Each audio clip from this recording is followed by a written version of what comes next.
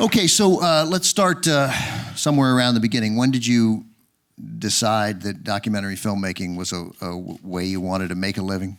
And then how did you find out that you could make a living at it? I suppose those are two different things. Well, not only they're two different things, but the idea of making a living at all, I mean, I think that my wife was wondering why I was even thinking that I could make a living at it.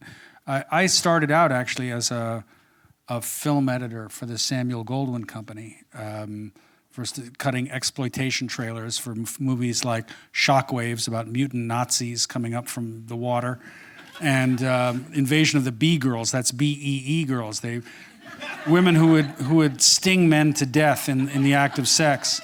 So there were humble beginnings, and I don't think TCM has had either of those movies. I'm not sure. I'd be happy to check. to arrange it for you. I'd be into it. Yeah. Yeah.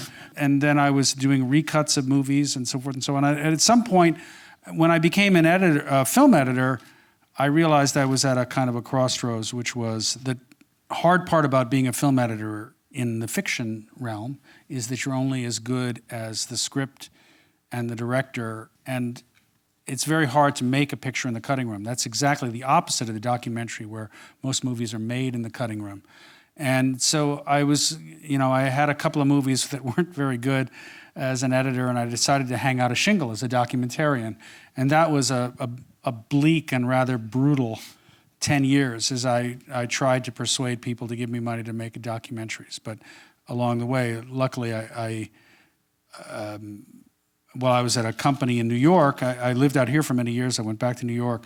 I got on board of a project that was executive produced by Martin Scorcese. It was a project called The Blues, and it was a series of films about the blues by fiction filmmakers like Marty Scorcese, Wim Wenders, Mike Figgis, Clint Eastwood. And my job was to be the producer, but I got a kind of first row look at these very creative filmmakers doing documentaries. I thought, wow, you can do films, do nonfiction films that respect the reality of everyday life and yet do them with a sense of style and a kind of personal voice that is normally, you would have thought would normally be the purview of fiction films.